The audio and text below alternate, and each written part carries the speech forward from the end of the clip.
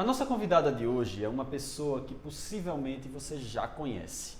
No próximo dia 4 de outubro, vai fazer 9 anos que ela sofreu um acidente enquanto gravava um vídeo fazendo um abdominal na academia.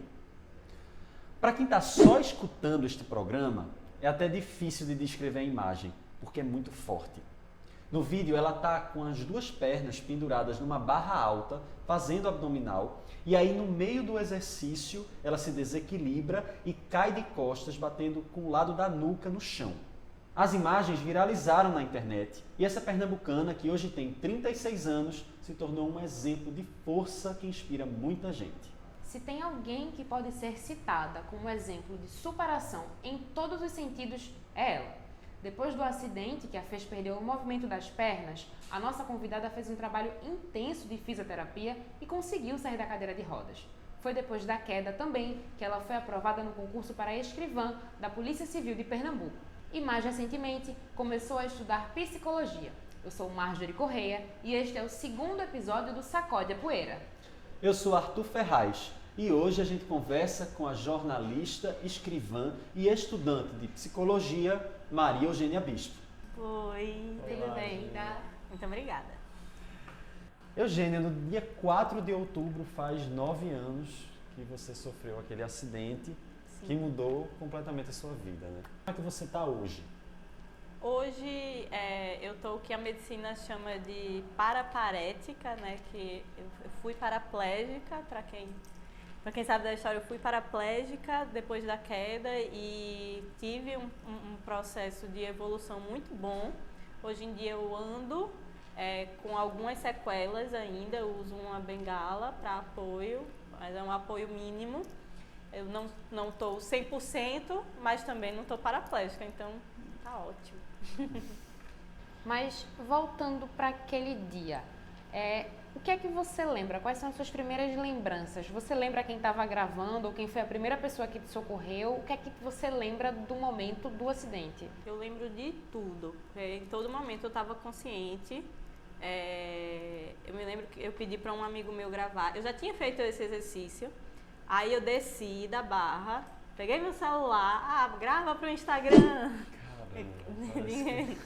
E aí meu amigo gravando, já tinha terminado a aula, né? O professor estava aguardando as coisas. E eu fiz o exercício uma vez, eu senti que deu uma balançada, a perna quis escorregar, já estava toda suada, de short, né?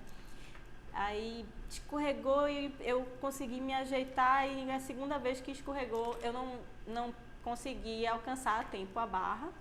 E na hora que eu caí, eu tinha botado um banquinho, um caixote, né, de madeira embaixo para eu poder subir na barra. E eu bati a cabeça, o braço e a cabeça nesse caixote de madeira. E nesse momento eu mudei de curso, né, que eu ia caindo de cabeça, mas aí virei e caí sentada. Aí na hora que eu estava sentada, eu me lembro que eu caí com uma perna por cima da outra e fiz o que todo mundo faz quando cai, né? Eu tentei levantar, já não sentia, já não mexia nada. Ligaram primeiro para o SAMU, né, para socorrer, porque acho que o professor tinha mais noção do que eu, do que podia estar acontecendo, né? E aí, depois que ele ligou para o SAMU, ele ligou para minha mãe. Veio minha mãe e minha irmã, o SAMU demorou muito. O tempo todo eu consciente, o tempo todo eu calma e acalmando os outros ainda mais. Só que aí chegou uma hora que começou a doer muito os braços, né? Porque vai subindo, vai esfriando o corpo e... É como se você começasse a sentir a dor de fato, né? É como se baixasse a adrenalina. A tensão do momento vai aliviando e a dor vai chegando. O SAMU demorou 40 minutos para chegar. Então, deu tempo para sentir bastante. Aí eu pedi para me deitarem, porque eu não estava mais aguentando segurar, né? Eu estava segurando pelo braço, ainda botaram um caixote para segurar, mas eu não estava aguentando a posição. E todo mundo com medo, né, de mexer e piorar a situação, mas não tinha condições de eu ficar daquele jeito. Aí eu lembro que eu deitei no chão e depois que chegou o SAMU, me levaram para restauração, porque é protocolo, né? Quando tem algum trauma, fui para restauração. Passei algumas horas até ser transferida para um hospital do plano de saúde. essas horas na restauração foram duras também, né? Porque foi quando fiz alguns exames e nesse momento chamaram minha mãe. Eu me lembro que fica todo mundo numa sala, né? A sala vermelha da restauração. E eu via de canto de olho, assim, quando chamaram minha mãe numa salinha que era aberta, não tinha porta. E eu me lembro de ver o pessoal conversando com ela e ela meio que caindo no chão mesmo, assim, né? E depois ela me disse que foi quando disseram que eu tinha fraturado. Na época, na restauração viram que fraturou 2 vértebras, depois eu descobri que foi só uma e que eu não ia voltar a andar. E era o que eu mais, todo médico passava, assim, eu perguntava, eu vou voltar a andar? Assim, a pessoa não tem noção, né, de quem pode perguntar, de quem pode falar. É o desespero do momento, de ver que alguma coisa muito errada estava acontecendo, muito grave, né? E quando eu fui para o hospital particular, fui internada, né? Fui atendida pelo médico que estava na emergência, só que de manhã veio um cirurgião ortopédico, né, de coluna. E esse cirurgião veio conversar comigo, viu os exames que eu tinha feito, já tinha feito outros exames lá, e aí constatou que foi só uma vértebra, a L1, que fraturou. Foi uma fratura de explosão, então explodiu a vértebra. Aí ele olhou pra mim assim, explodiu e saiu do eixo, né? Minha medula estava em menos de 50%. Que, no caso, pendurada, né? A minha medula estava pendurada por um fio. E esse médico, extremamente cuidadoso e competente demais, assim, 20 anos de experiência e tal, em cirurgia ortopédica, cirurgia de coluna, ele disse, olha, não vou lhe dar falsas esperanças, você não vai voltar a andar. Aí, assim, a sensação caiu o mundo, né? O mundo caiu ali. E não sabia o que falar, minha família também era aquele negócio, sem acreditar o que estava acontecendo, né? Porque a gente nunca acha que esse tipo de coisa vai acontecer. Você falou que sentiu dor, então eu vou mudar um pouco a pergunta que a gente tinha preparado, né? Certo. Você sentiu dor. E você falou também que já tinha feito esse exercício momentos antes de gravar.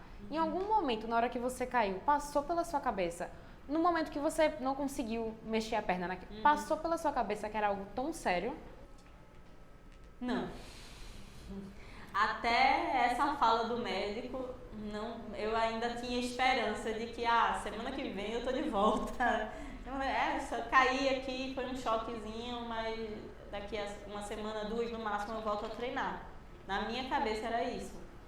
E aí quando o médico disse isso, peraí, é mais grave do que eu imaginava. Eu tenho um histórico de atleta desde 1 ano de idade. Sempre fiz muito exercício, passei por diversos esportes, então eu tinha um condicionamento físico muito bom. Foi um acidente mesmo, né? Foi uma fatalidade que, pensando agora, sabendo agora, o exercício é um exercício arriscado, desnecessário de fazer. Tem vários outros exercícios que podem substituir e até melhores, né? Que tem resultados até melhores do que ele. Mas eu não imaginava, aquela máxima, né? Eu não imaginava que pudesse acontecer isso comigo. A gente cai e acha que vai arranhar, vai machucar. No máximo, quebra um ossinho ali, um dedo, alguma coisa do tipo. Não imagina que vai ficar paraplégico, né? E era um exercício também que outras pessoas faziam na academia, né? Não era só você. Sim. Naquela mesma barra, tipo, acontecia com frequência. Quem mais fazia era eu, naquela época. Aí algumas amigas minhas faziam comigo e eu sei que em outras academias, muita gente, até hoje, muita gente faz. Até hoje, eu sou constantemente marcada nos comentários de gente que postou o vídeo fazendo o mesmo exercício. Minha amiga ficou paraplégica fazendo esse exercício, cuidado. Aí é sempre a mesma resposta, não, mas eu tenho experiência e é tudo seguro e tudo mais. Bom, também tinha, né? Comigo também era assim. Mas aí eu fiz minha parte, né? E aí, depois que você recebeu a notícia, como foi o momento de receber a notícia e começar a reabilitação? Cirurgia, fisioterapia, como foi? Conta pra gente. Eu passei por algumas cirurgias, né? Para fazer a correção da coluna inicialmente, a cirurgia principal, que é a cirurgia de artrodese. O médico, eu tinha escoliose também, né? Eu tenho ainda um pouquinho, mas eu tinha escoliose e hiperlordose. Minha coluna já não era lá essas coisas.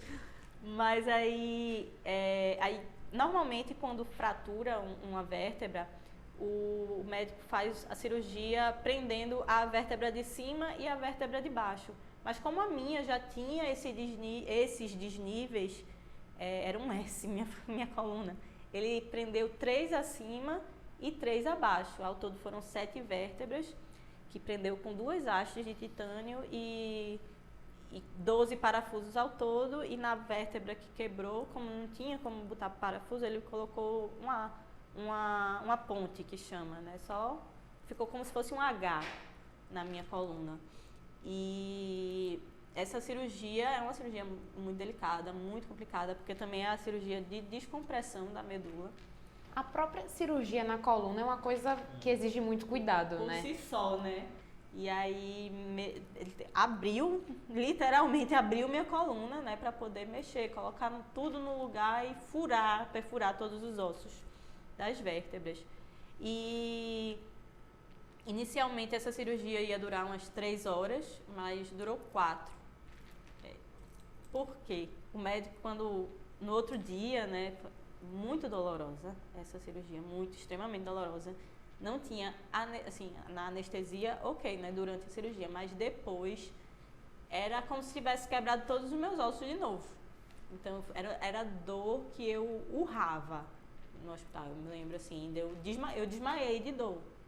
Eu não desmaiei na hora da queda, mas eu desmaiei de dor. E até minha mãe desmaiou de me ver em dor.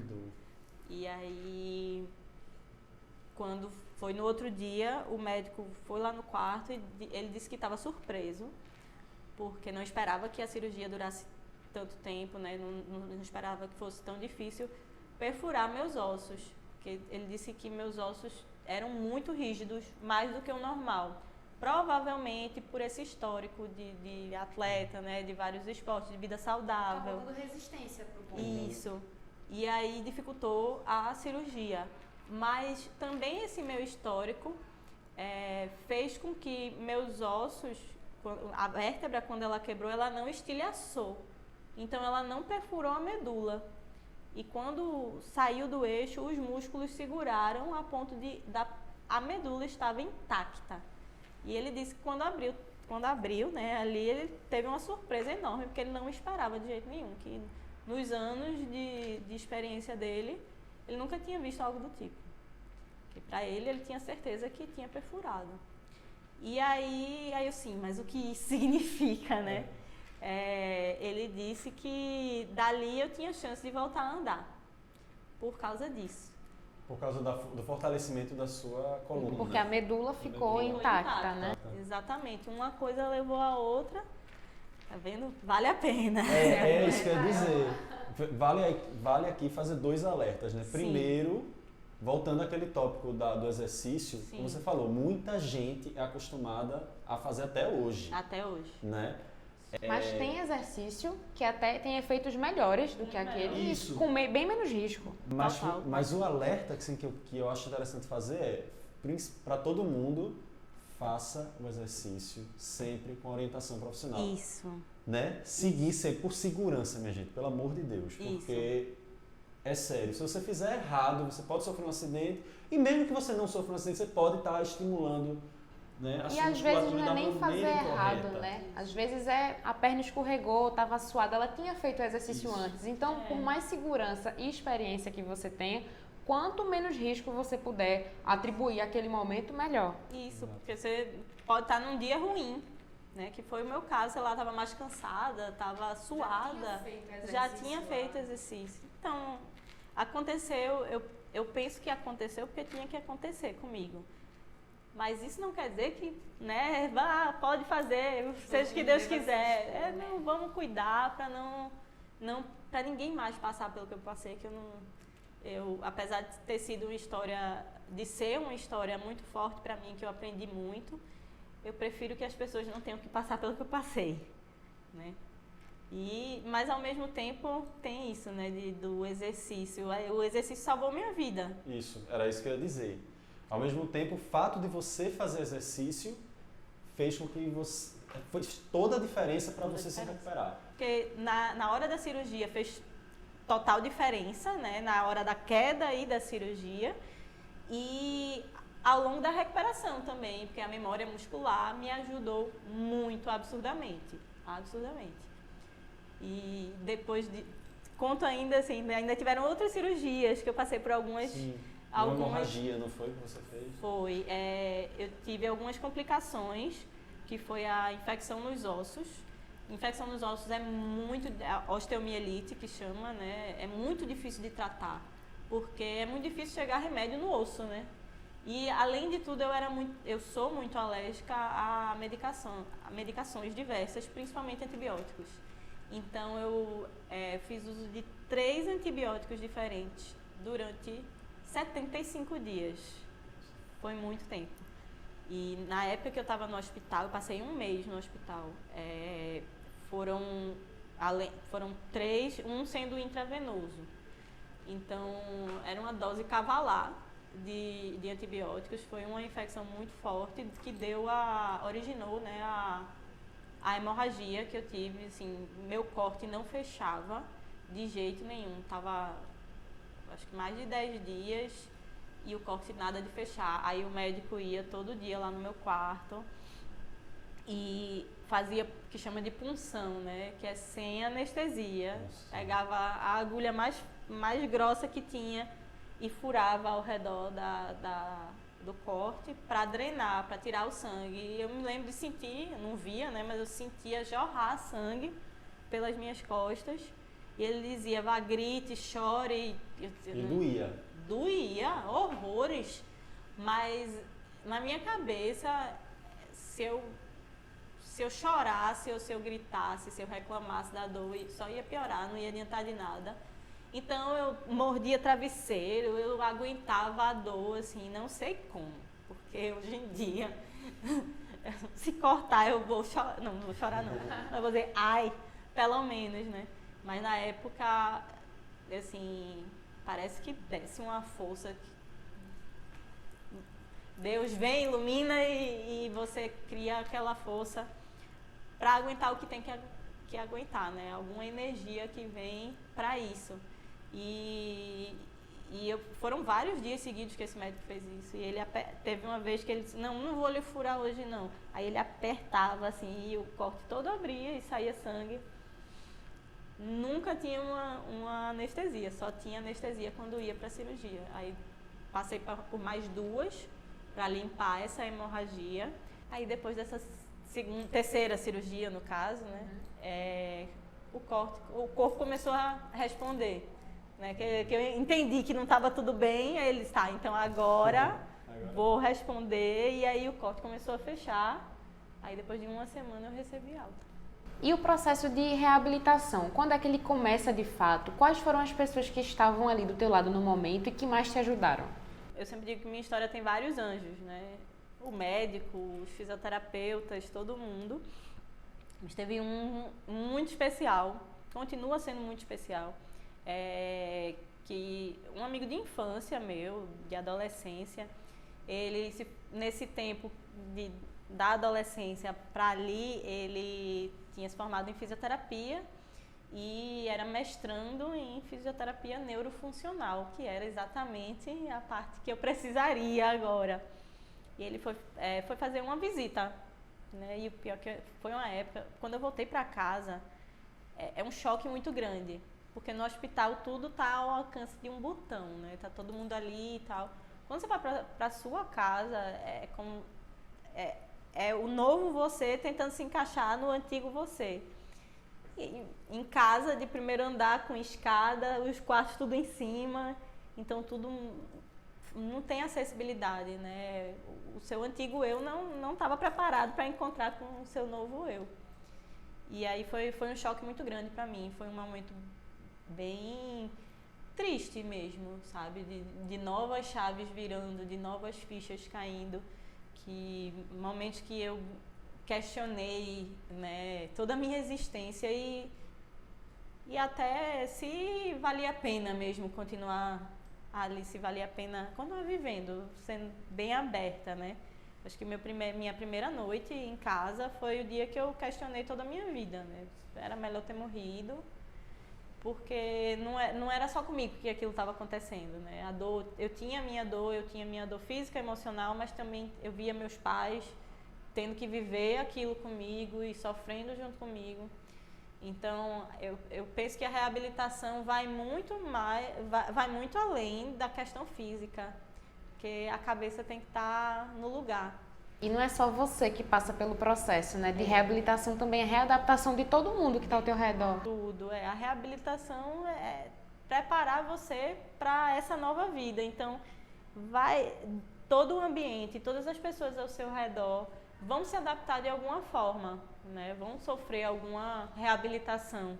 E aí, acho que já estava em casa, tinha uns 2 ou 3 dias, eu recebi essa visita desse meu amigo Sérgio. Eu nem queria receber a visita. E ele falou com meu irmão, ele disse, não, eu quero ir, eu preciso conversar com ela. Eu estava extremamente desacreditada. Aí ele foi lá, viu meus exames, mexeu um pouco assim no meu pé, né? Fez uns alongamentos. Aí e aí? Tem jeito? Desse mesmo jeito. Tem jeito, Serginho? Aí ele disse, não sei. Você acha que tem jeito? Eu disse, não sei, você que é o especialista, eu não sei de nada. Ele, olha, não vai adiantar de nada. Eu vim aqui tratar você, fazer toda a sessão de fisioterapia, mexer suas pernas e tudo mais. Ele disse, eu posso vir de domingo a domingo. Mas se você não acreditar que tem jeito, que você pode, que você vai conseguir fazer alguma coisa, não vai adiantar de nada. Eu me lembro que o Serginho saiu de lá de casa, eram as 8, 9 horas da noite. E eu fiquei o tempo todo, depois que ele saiu, eu fiquei imaginando e tentando enganar minha cabeça, né? Tentando me fazer acreditar, porque no meu coração eu não acreditava, né? Infelizmente eu estava... o médico falou, você tem chance de voltar a andar, mas ele disse que daqui a 1 ano, 2, quem sabe, você começa a dar os primeiros passos. E realmente, quando você pesquisava, a maior besteira que se faz, né? Pesquisa no Google, mas até artigos científicos, tem poucos que mostram alguma recuperação muito rápida, assim, de 6 a 10 meses para lá. E aí, eu me lembro que eu fiquei mentalizando o que eu não acreditava, mas me enganando a noite toda. Eu ficava, mãe, vê se meu pé tá mexendo. Minha mãe dormia comigo, né? E ela, não tá mexendo. Mãe, vê se tá mexendo. Não tá mexendo. Aí foi todo mundo dormir e eu continuei acordada, mentalizando. 3 horas da manhã, de relógio. Aí eu senti a pele esticar do pé. Não foi formigamento, não foi nada. Eu senti o que eu não sentia há 1 mês, né? A pele esticou. E aí mãe, dei um grito, ela acordou assim, assustada. Mãe, tá mexendo, agora tá mexendo. Ela, ai meu Deus do céu, de novo. Aí foi, acendeu a luz. Aí quando viu, tava mexendo. Os dedos do pé assim, bem devagarzinho, um negócio tão mágico. Aquilo ali, pra mim, foi tão forte, com o olho... Tá sendo pra mim, só de ouvir. Foi porque ali foi... Você viu que era possível, né, velho? Eu não tenho mais desculpa. Conseguiu se enganar a ponto de mexer. Não tenho mais desculpa nenhuma. Eu tenho primeiro que acreditar no meu fisioterapeuta, a bronca que ele me deu, e acreditar em mim, acreditar que eu posso. E dali eu disse, eu nunca mais vou desacreditar. E foi tão forte pra mim que essa tatuagem que eu tenho foi a data, eu tô toda arrepiada. A data que você sentiu a pele. A data que eu não tatuei nada da queda, eu tatuei a data que voltou a mexer. E a letra dessa frase, né? Quem acredita sempre alcança. Essa música foi também muito importante pra gente, né? Lá de casa, pra todo mundo lá de casa. Minha mãe até hoje chora quando escuta, em qualquer lugar que seja. Porque nesses momentos de mais dor que eu tinha, que eu ficava, sabe? Que ela via o brilho sumir, né, do meu rosto. Aí eles cantavam pra mim, meus pais cantavam pra mim essa música. Pra eu acreditar. E até hoje, a gente tem como hino de lá de casa, né? Então, foi muito forte esse momento. E ali estava a concretização dessa frase, né? Quem acredita sempre alcança. Então, esse momento virou totalmente a chave, disse agora você tá revivendo. Agora encontre seu novo eu, né? Lute por ele, que eu tinha que lutar começando daqui. E aí eu ficava o tempo todo exercitando na minha mente, antes de tudo, fazia fisioterapia de domingo a domingo com o Serginho. Ele ia lá de domingo a domingo. Pense no anjo.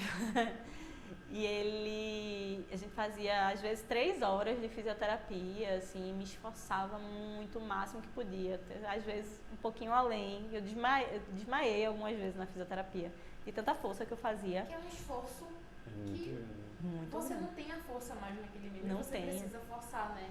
Aí eu às vezes forçava o braço, porque primeiro eu tenho que me adaptar à cadeira de roda, né, e tudo mais. Aí eu ficava tentando, me esforçando, só mexia os dedinhos e eu ficava tentando fazer outras coisas. Agora, assim, tudo valia muito a pena pra mim. Eu não me arrependo desses esforços, desses desmaios. Eu não me arrependo porque foi muito mágico todos os dias que sucederam. Até hoje eu me sinto dentro... Meu físio diz, não é magia, é fisioterapia. Mas eu me sinto muito abençoada, assim, sabe? Muito sortuda, o que seja. Porque eu vi nos primeiros dias, todo dia um músculo novo, começava de noite, começava a fervilhar. Aí no outro dia estava mexendo. Então, num dia eu mexi os dedos, daqui a pouco eu estava mexendo o pé, daqui a pouco a panturrilha, daqui a pouco ia subindo, aí eu estava mexendo parte da coxa e estava mexendo né, a perna toda. Daqui a pouco você já estava conseguindo ficar em pé. Pois é. Era tudo muito rudimentar, né? Ainda, né? Bem fraquinho, mas... Reaprendendo os movimentos. E a gente fazia... Aí eu me lembro que fazia fisioterapia, né? Dar um passinho pra frente, eu meio que jogava. Fazia assim, né? Porque eu não tinha força pra fazer a pisada toda e tal. E se a gente parar para pensar numa criança quando está andando, ela não aprende a andar da forma bonitinha como a gente consegue andar. Então, para um adulto que já sabe andar, às vezes ele quer reproduzir os movimentos que a cabeça já fazia automaticamente e aí não consegue. E aí tu falou de cadeira de rodas e logo no começo você falou que hoje está usando uma bengala. Isso. Como foi esse processo, assim? Cadeira de rodas, andador, muleta, como foi essa evolução? Nesse tempo de fisioterapia, com o Serginho, em menos de um mês, eu comecei a dar meus primeiros passos. Menos de um mês, assim, não existia precedente para isso na ciência, né? E eu me lembro que o médico, eu fui para uma consulta com aquele médico, o que acreditou que eu ia voltar a andar. Eu entrei no consultório dele com um andador, né? Porque inicialmente... Mas foi muito rápido, eu passei uma semana só com o andador. Aí eu entrei no consultório dele com o andador, era a época que eu variava entre cadeira de rodas e andador, porque eu cansava com muita facilidade, mas eu queria ir pro médico com o andador, queria mostrar pra ele. Eu entrei assim, o andador, ele olhou, ele ficou parado assim, estatelado. Ele soltou, mas não era pra você estar assim. Não era? Não é. Meu Deus. Imagina um médico uma experiência enorme, incrédulo com o que estava acontecendo. Era muito forte para todo mundo, né, que via essa evolução. Ele até tinha um remédio que eu tomava para evitar trombose, né, porque acamada há muito tempo. Aí no fim da consulta minha mãe perguntou: ô doutor, e tal remédio continua? Era uma injeção. Aí ele, não, né, assim, meio que sem saber como lidar com aquilo. Não precisa não, tá andando. Aí, pra mim, né, aquilo ali foi... Me deu mais gás até, né? Não estão acreditando em mim, eu vou em frente. E aí, depois do andador, eu comecei a usar 2 muletas, aquela, né, que bota aqui debaixo do braço. Com essas eu passei, eu acho que umas 3 semanas. Depois eu comecei... Ainda assim, muito rápido. Muito rápido, foi tudo muito rápido pra mim. E eu continuava muito esforçada, assim, domingo a domingo. Acho que foi um ano de domingo a domingo. E aí que eu disse que a questão dos exercícios, né, tudo isso foi... Crucial, foi, nossa senhora, porque a memória muscular de tudo que eu vivi estava mostrando ali, beleza, sofreu o choque, mas vamos lá, a gente vamos sabe acordar, como fazer isso, exato. Hoje em dia, mais se for num aeroporto maior, aí eu peço uma cadeira de rodas, assim, alguma coisa do tipo.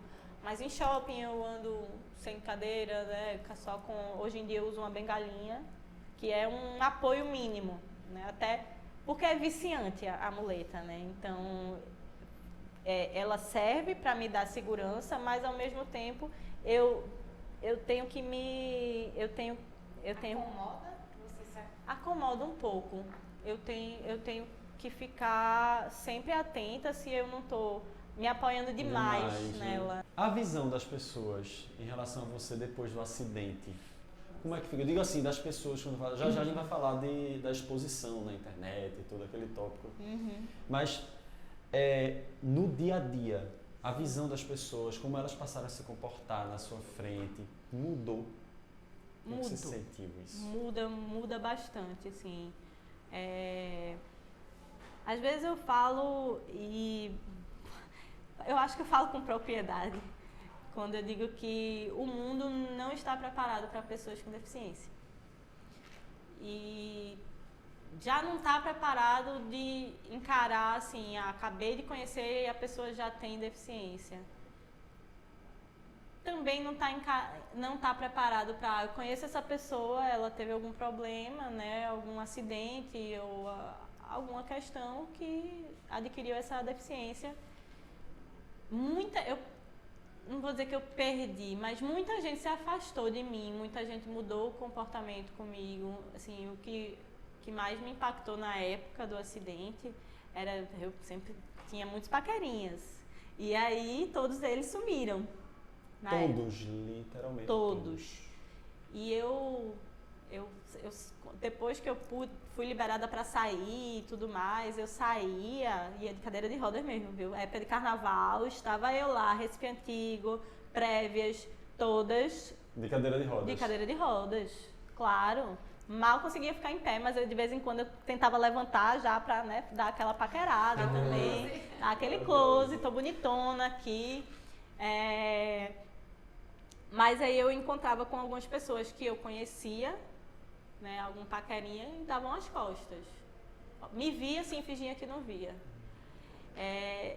E eu me lembro de encontrar uma amiga minha da época, né, conhecida, e ela veio pra mim e disse: que massa tu aqui nessa festa, mas pra que tu viesse com a cadeira de rodas?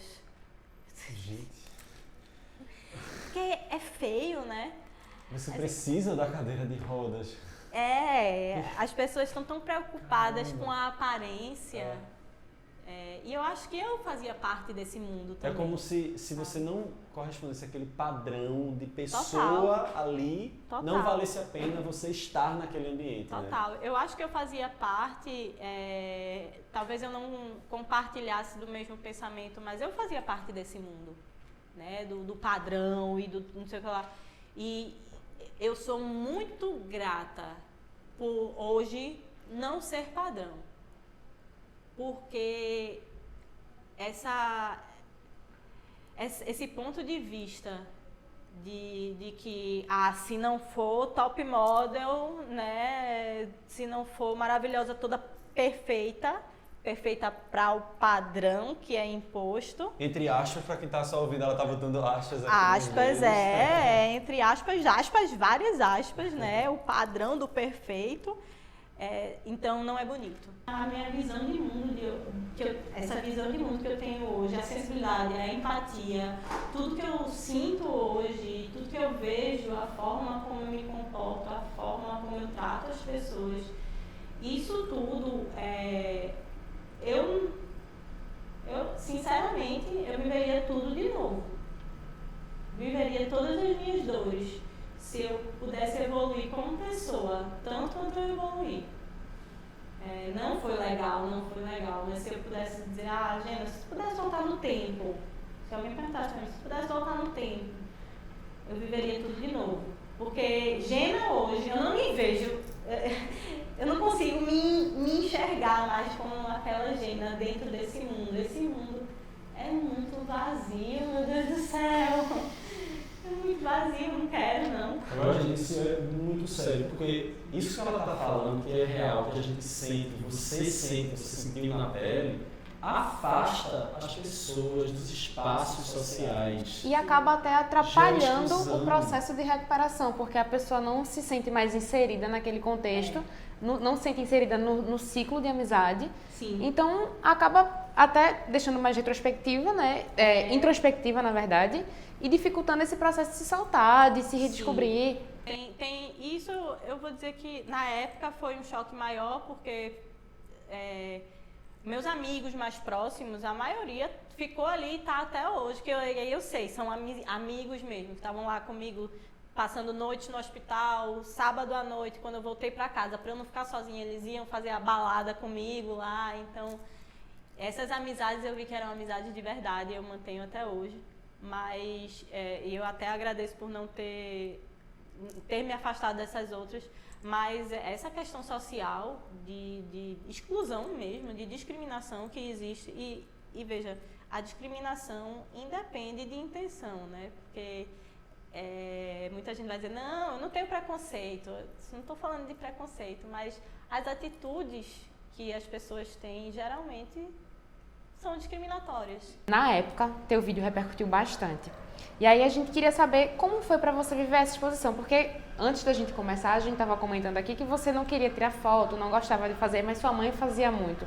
Mas ter um momento que mudou tua vida, sendo repetido para várias pessoas, e até hoje você comentou que é marcada, né? Como foi na época e como é que é hoje? Tem rede nacional, né? Já saiu. Sim, hoje já foi tudo muito bem ressignificado, né? Hoje eu posso dizer que tá tranquilo, mas na época, um sentimento que eu tinha era de não querer que minha história fosse uma tragédia. Na época, né, o acidente chocou muita gente e todas as reportagens que as pessoas queriam fazer eram para dizer, nossa, olha que tragédia que aconteceu, e eu não queria que minha história fosse contada dessa forma.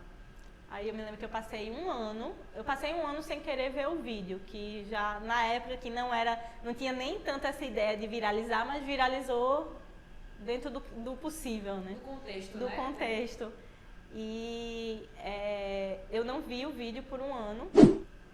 Um ano depois, me chamaram, um ano depois, na verdade, antes de me chamarem para dar a entrevista, eu quis ressignificar a data, né, a data da queda mesmo, porque todo dia 4 eu chorava, eu ficava mal, de todos os meses. Eu disse, bom, então eu vou ficar arrasada no dia 4 de outubro, eu não quero isso, porque em um ano eu já tinha ganho muita coisa.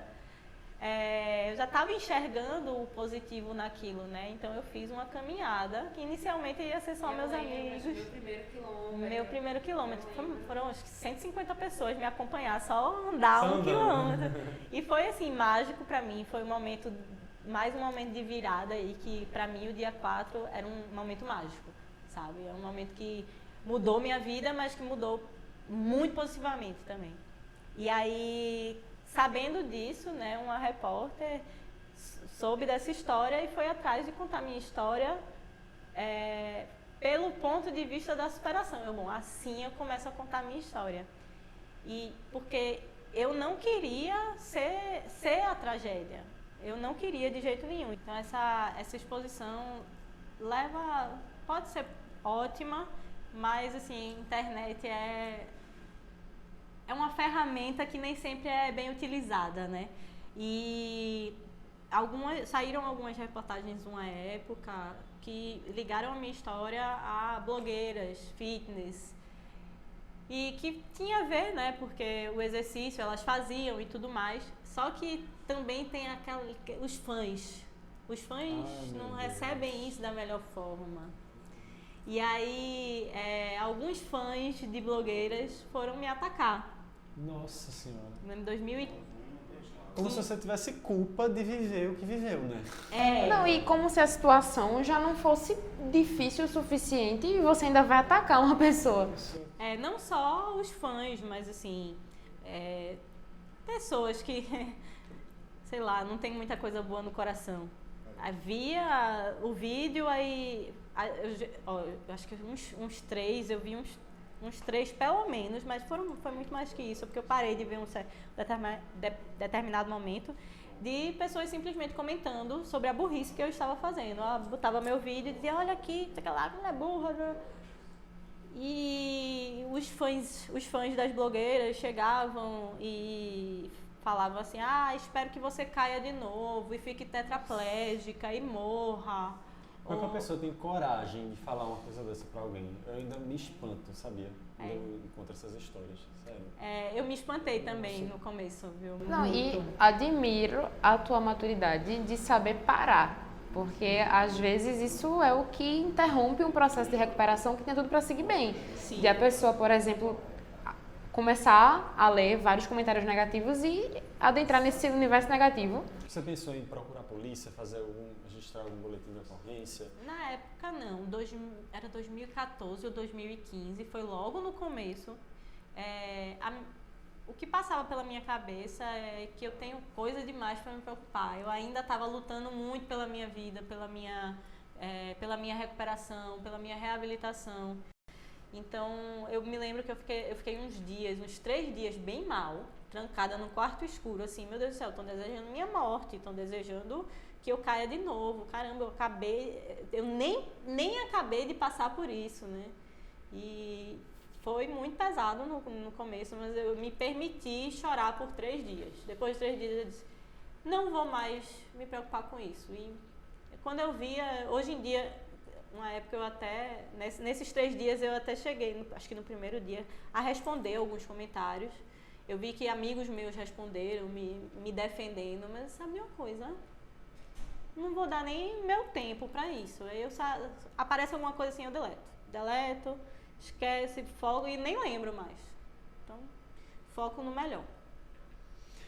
Gina, toda essa experiência que você viveu e tudo que você começou a perceber em relação ao olhar do outro, a questão social, das pessoas com deficiência, tudo isso que você passou a viver que você não vivia antes. Isso daí contribuiu para você hoje estar estudando psicologia? Com certeza, com certeza. Eu tive outro anjo da minha história, minha psicóloga, desde o início, logo depois do acidente, me indicaram ela por ela ser especialista em estresse pós-traumático. E ela realizou e ainda realiza um trabalho enorme comigo, porque o trauma não é só no primeiro ano, né? É a vida toda que a gente tem que estar sempre tratando. E psicoterapia é para a vida toda. Mas minha visão de mundo mudou, feito você falou também, mudou muito nesse sentido de olhar para a saúde mental, de olhar para como um apoio do outro muda uma vida, né? Pode mudar uma vida. como a minha experiência pode ajudar tantas outras pessoas, isso foi essencial, assim, porque eu acho que minha história por si só já ajuda muita gente e eu sinto que é uma missão minha botar ela no mundo e como eu puder ajudar mais, como eu puder contribuir, não é nem ajudar, é contribuir mais para o mundo, para, né, que a gente, passinhos pequenininhos, a gente consegue mudar o nosso mundo primeiro e depois mudar o mundo como geral.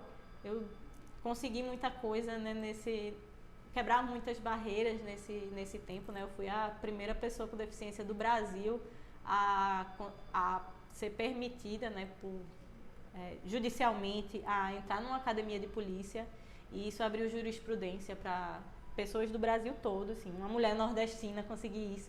Então, quando a gente fica naquele, só eu não vou mudar o mundo, muda muita coisa. E aí eu acho que a força da minha história com a força dos estudos da psicologia pode contribuir mais ainda, sabe? E eu quero continuar contribuindo até o fim dos meus dias, porque eu tenho muito a retribuir para o mundo. Mas antes da gente se despedir, eu vou trazer aqui uma frase que eu sempre trago. É uma estrofe, na verdade não consegui descobrir o nome do poema. Estava procurando na internet e acho que está em algum livro, mas enfim. Mas é confirmada dele mesmo. De Miró da Muribeca, que deixou a gente no último dia 31 de julho. E ele diz assim: o céu na tua frente, o chão sob teus pés, o sol iluminando tuas sandálias e tu não enxergas outros caminhos. É isso, né? Eu achei maravilhoso. Forte e bonito. Forte e bonito, Demais. poético, né? Como ele é. Luz pura. Luz pura. Porque a gente às vezes tem uma ideia fixa numa coisa, né? Acha que só vai achar felicidade, só vai conseguir se realizar de um jeito. Mas a vida a gente não controla, né? E a gente tem que trabalhar com ela. A felicidade está justamente aí, em saber encontrar a felicidade em todos os cantos. Nos desvios que a vida nos faz. Em todos os caminhos. Ensinam tanto, né? Mais até do que o que a gente... Porque quando a gente se prepara para uma coisa, a gente não se surpreende. Quando a gente se surpreende, a gente dá de cara com o novo, né? E acaba E fica conhecendo. muito melhor quando chega lá, né? Exatamente. Gente, por hoje é só. Mas no mês que vem a gente vem com mais uma história inspiradora e você pode acompanhar a gente tanto no YouTube, no canal da Folha de Pernambuco e nos principais tocadores de podcast. Esse foi o final do segundo Sacode a Poeira. Muito obrigado e até a próxima. Obrigada.